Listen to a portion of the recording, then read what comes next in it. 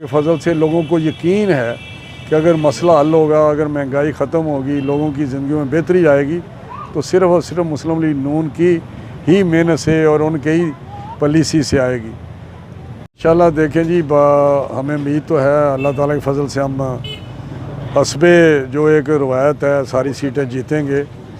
और क्योंकि पंजाब मुस्लिम लीग नून के चाहने वालों का है और यहाँ पे जो हमारी कारकर्दगी रही है, जो खिदमत की है, वो लोग आज तक नहीं भूले। और जो इमरान खान के 4 साल पिछले हैं वो भी लोगों को एक अजाब की शक्ल में गुज़रे हैं। तो मैं समझता हूँ उस बरूपिये का, झूठ बोलने वाले का और रियासत मदीना का नाम लेके लोगों को धोखा देने वाले का चेहरा जो है वो बेनकाब हो गया। लोगों को पता है कि असलियत है क्या। 4 साल में पाकिस्तान में तबाही उसने की है, माशी हालात ख़राब किए हैं, लोगों की ज़िंदगी में मुश्किलात लाई हैं, जिसके असरात आज तक भी हैं। लिहाजा उनकी जो बातें हैं वो तो एक झूठे लोग हैं। कभी कहते हैं धांधली हो रही है, कभी कहते हैं कोई XYZ नाम नहीं लेते, कहते हैं XYZ बैठा हुआ है, कभी कहते हैं जी हम नौकर हैं मुख्तलिफ अदारों के।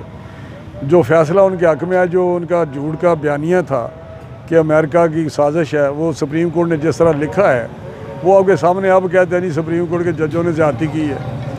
जब वो दूसरे फ़ैसले करते हैं इनके हक़ में, वो कहते हैं बड़े अच्छे हैं। तो मैं समझता हूँ उस शख्स की बात करना, उस शख्स को डिस्कस करना ही पाकिस्तानी कौम की तौहीन है। वो तो एक यहूदी एजेंट है, एक एजेंडे पे काम कर रहा है और पाकिस्तान को नुकसान पहुँचा रहा है।